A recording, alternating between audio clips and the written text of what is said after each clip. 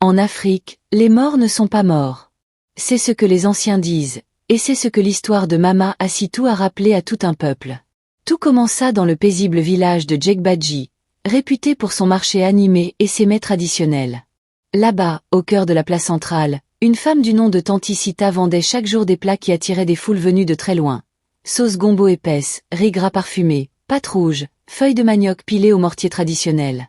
Personne ne savait exactement d'où elle venait, mais tout le monde connaissait son rire chaleureux, ses yeux brillants et sa manière unique de chanter pendant qu'elle cuisait. Les enfants l'adoraient. Les hommes comme les femmes juraient que ses plats avaient quelque chose d'envoûtant. Mais un jour, un vieil homme venu du village voisin de Gwandé s'arrêta net devant son étal.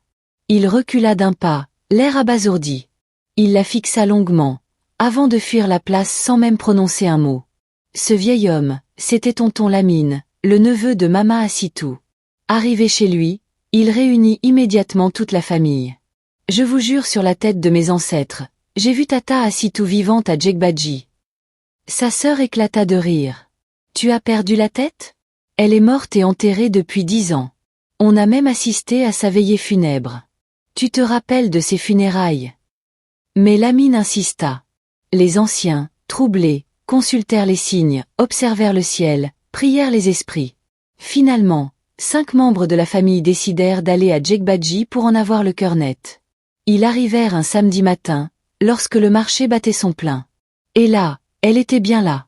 Elle riait, chantait, servait ses plats comme si elle ne les avait jamais quittés. Le silence tomba dans le groupe. Une peur sacrée les saisit. Ils n'osèrent pas s'approcher, se contentant de l'observer de loin. Mais à peine leur regard eut-il croisé les siens que, elle disparut. Pas en courant. Pas en se cachant. Non. Elle se volatilisa. Devant témoin. Sa marmite bouillonnante resta sur le feu. Les plats servis sur les feuilles de bananier fumèrent encore quelques secondes. Mais elle, plus rien. Ni trace, ni voix, ni ombre. Tout Djegbadji entra en émoi.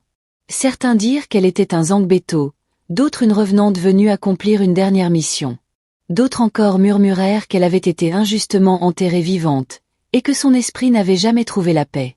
Depuis ce jour, personne n'a jamais revu Tanti Sita. Mais parfois, très tôt le matin, les anciens disent sentir l'odeur de ces plats flotter dans l'air. Une odeur qui donne faim et fait frissonner en même temps. Et l'on raconte encore, en Afrique de l'Ouest. Les morts ne sont pas morts. Ils nous regardent,